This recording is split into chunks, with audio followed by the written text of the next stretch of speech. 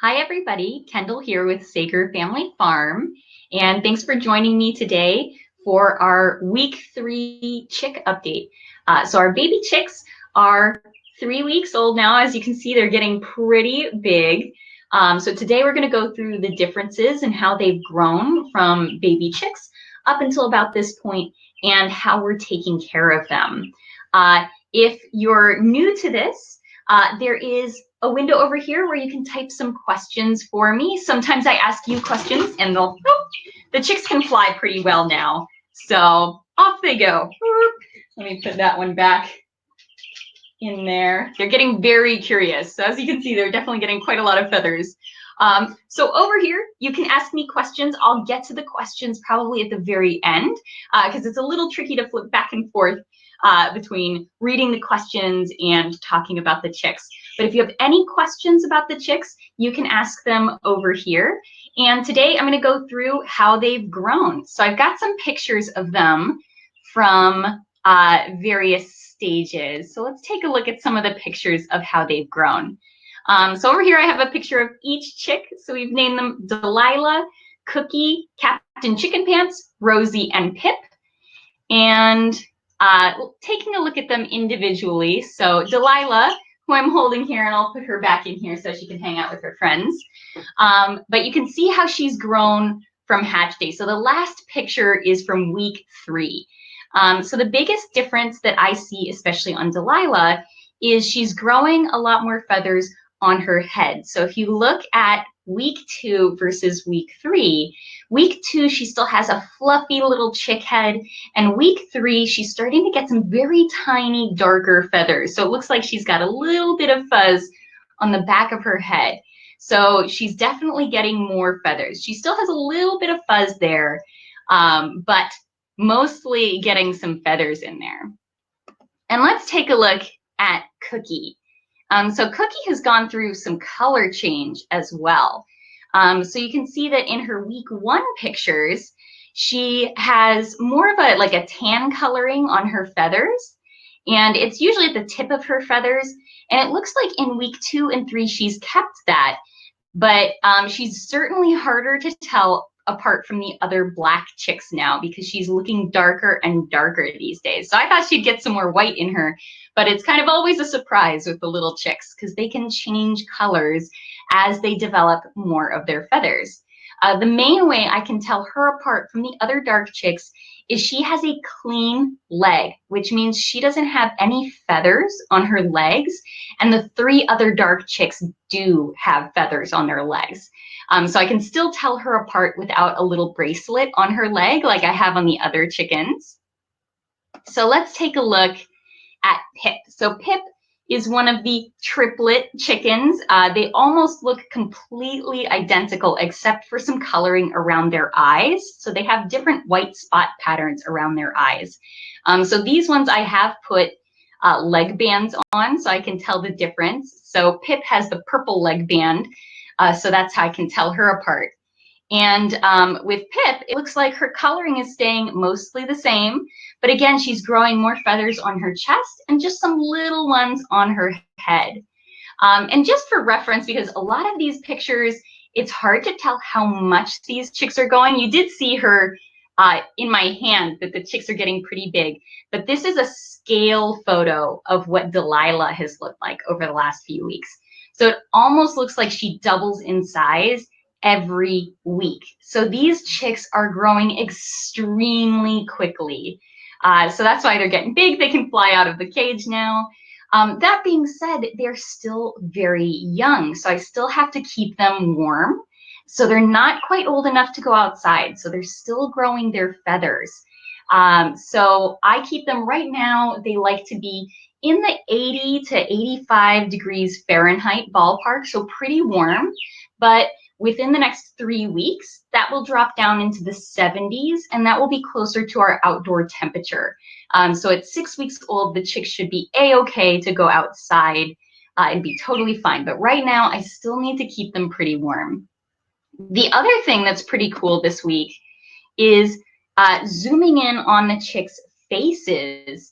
You can see that Captain Chicken Pants and Rosie, their combs are starting to get a little tiny bit pinker and larger. It's maybe a little hard to see. It looks like Cookie might have a larger comb in this picture, but hers isn't as pronounced as Captain Chicken Pants and Rosie. And this is the first indication that maybe Captain Chicken Pants and Rosie might actually be boys. So I'm still hoping that Delilah, Cookie, and Pip are girls. And then Captain Chicken Pants and Rosie, since their combs are growing larger more quickly, it could be an indicator that they're boys. That being said, I think the combs still grow in quite a lot over the next few weeks. So it's still hard to tell girls from boys, but we're just starting to get the very first signs of girls versus boys. So that's how our chicks have grown. This has been a pretty quick little update, but I wanted to show you guys how they're all looking. And now I'm going to look over at our window over here. If you type a question, only I can see it. So you can type whatever kind of question about chickens that you want.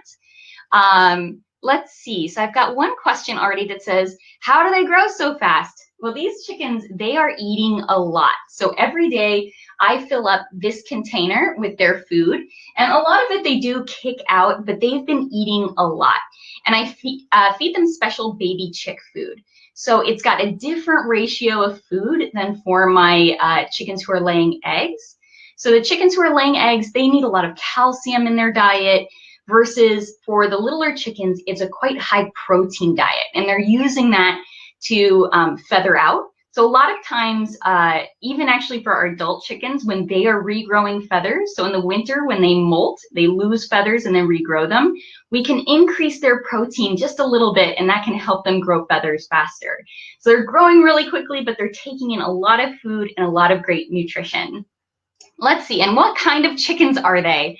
So they all do look a little different, and these chickens are a barnyard mix. Which means I'm not 100% sure what breed they are. So they're kind of like a dog you might find at the pound, that they're a mix of a lot of different things rather than a pure breed like a beagle or a golden retriever. So the 3 black chickens with feathers on their legs, those ones likely have a lot of Moran influence. So black copper Moran is a breed of chicken. They're usually a black chicken. They have feathered legs for the most part. So I think there's a lot of that in those ones. And Cookie is actually, she's the one with the little brown tips on her wings. She is likely, I believe it's a double silver laced Barnvelder, I think it is. I could get that wrong, so I'm not as familiar with that breed. I have absolutely no clue what Delilah is. Let's see if I got some other questions. Do they feel crowded in their little cage? They're certainly getting a little tighter in here, so they still have enough space. It's deeper than it looks. In the picture, it looks like everything's smashed in there, but it's actually deeper than it is wide. So they've got more space in the back. It just looks like with all the food containers and the perspective, it looks a lot smaller than it is. That being said, I would love to put them in a larger space. So I actually do have a larger crate. This one is special for my baby chicks because I have some extra wiring here just in case I have super small chicks. I don't want them sneaking out through the sides. So I do have a larger crate that I'd like to move them to. So hopefully in the next week or 2, I'll be moving them into an even bigger space. But they're a-okay in here because most of the day they do cuddle, eat, and then sometimes they flap around. Let's see. How do I hold them? So let me pick up one of these little guys here. Oh, they were sitting so peacefully, and it looks like this one is Captain Chicken Pants. So now that they're getting a little bigger, when they were smaller, I would usually hold their feet and cup their entire body. Now that they're a little bigger, so this one is protesting a little bit, but the things that I'm doing to hold this chicken is I'm supporting underneath their body. So I have most of my fingers underneath the body of the chicken, and then I've got my thumb and my hands over top of the chicken's wings. And the reason why I hold the wings, and I'm not holding her very tight, it's very loose. But the reason why I'm covering the wings is because if I let the wings loose, the chicken could flap and startle me, and then I might drop her. So at this point, the chickens are big enough that if I dropped them from, I'm sitting down right now, it would probably land on my lap, but it could flap its wings and it'd be okay. With a baby chick, I definitely like to hold them closer to the ground, just in case they do hop out of your hand. It's a lot worse for a baby chick that's only a few days old to fall from a large height. These ones, as you can see, they flew out of the cage, so they're doing all right. So this is how I usually hold my little baby chickens. And then you can go back in here. Boop. And then let's see. How do they eat? There's no hole in the feeder. So let me take my feeder out right here. So my feeder actually has all of these little holes at the bottom. So when I fill it up, this part unscrews. So right now it's empty, so I can open it. So they're pecking out of this stuff in the bottom. I usually fill it up every morning, so they've still got plenty to eat in here, even though this part is empty. But I fill up this part and really quickly tip it back over, and then the food goes down into the bottom part, and then the chicks can come and peck here. And I like these ones with the little holes rather than a big open dish because it encourages them to peck a little bit more. And I've also got it on this hanging cord so that way I can lift it up, because otherwise the chicks like to kick. So they'll use their big claws to kind of scratch all the food out. So they can still peck the food out a little bit, so a little bit of it is on the floor. But by raising it up and just allowing them to put their heads and peck in here, this keeps them from wasting quite as much of the food and putting it down. So I've actually been adjusting the height of the feeder as they grow. So when they were little, this was basically like resting on the floor, and now it's going up further. You could actually, even seeing the height of this chicken next to the feeder, I can raise this a lot more, which I'll adjust that after this.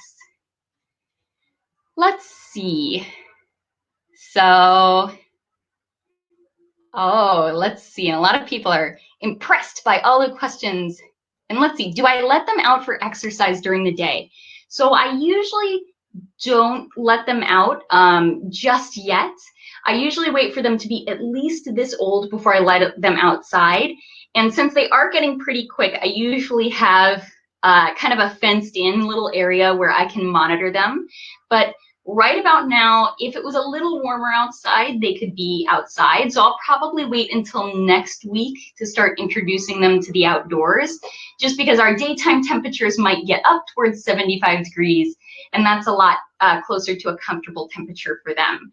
Up until this point, they haven't been able to keep themselves quite as warm, so they don't have enough feathers on them. If they were outside with a mama chick, the mama chick would usually move around with them, and the baby chicks could sit underneath her, under her feathers, to keep warm. So unfortunately, I don't have that ability to keep them all warm. If I did take them outside at this point, I would definitely want to take a heat lamp with them, just so that they could cuddle underneath. But even with the heat lamp, if it's really breezy, the chicks can still get a little cold. So up to this point, they don't go outside for exercise. So they're very good at sheltering in place right now. So not very good at social distancing, but very good at sheltering in place. So they're A-okay to stay in this little box. Let's see. Do the chicks still stay in the bathroom? So yes, we're still in my bathroom. So they're still in here. It is getting pretty dusty in here. There's lots of all of that soft downy fur that was on the chicks. They lose that as they grow in their feathers. And so there's a lot of dust that they kick up from scratching around in the mulch that's in here, and also from the food, and then from their little chicken fuzzes. So I do try to clean in here as often as I can. It's hard to run the vacuum because that's very scary for them.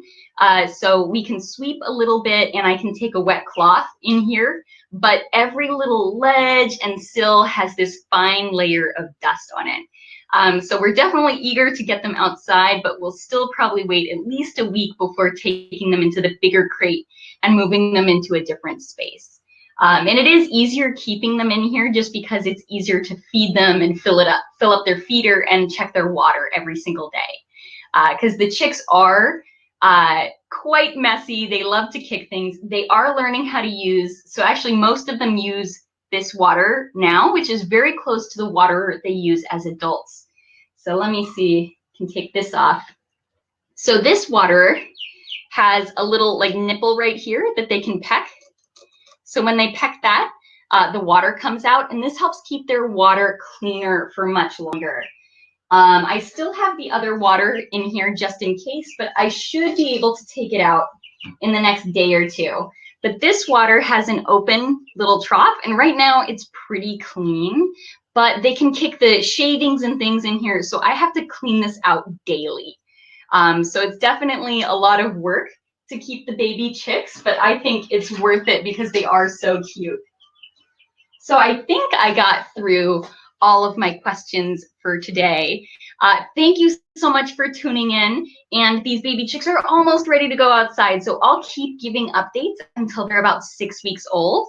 And then they'll actually be ready to go for their forever homes. So I do have some people who have opted to adopt some of my little baby chicks. So when they're 6 weeks old, they will be going to their forever homes. I saw one more question come in. I want to answer that before I sign off, is how do they keep themselves clean? So I haven't seen them do, I've been facing you guys, but I can see them in the corner of my eye. I haven't seen them clean themselves, but they do keep themselves clean. So they do an activity called preening. So they're using their beak and they fluff up their feathers. So that's how they clean themselves right now, is that they just use their beak and fluff up their feathers and clean them. They also have an oil gland on the back, right kind of like where their tail starts. There's a little gland that has some oils in it. And so they usually peck around there and then spread that over their body. I actually don't know what age they start producing the oil there. Let's see. And now I think I've got most of our questions. There was one last question, is can they hear us? So they can hear me, but not any of you guys. So I've got everybody else is nice and quiet listening. So even if you say hello to them at home, you can type hello and then I'll say hello to them. So thank you guys all so much for tuning in, and I will give you another update next week when they turn 4 weeks old. On Thursday, I'm going to be doing my garden exploration class where we're going to look through my garden and look for all of the parts of the plant that we eat. So we're going to be looking for roots, stems, leaves, flowers, fruits, and seeds. So we're going to look for all of that in our garden to see what parts of the plant we eat. So thank you, and hopefully I'll see you next time. Bye.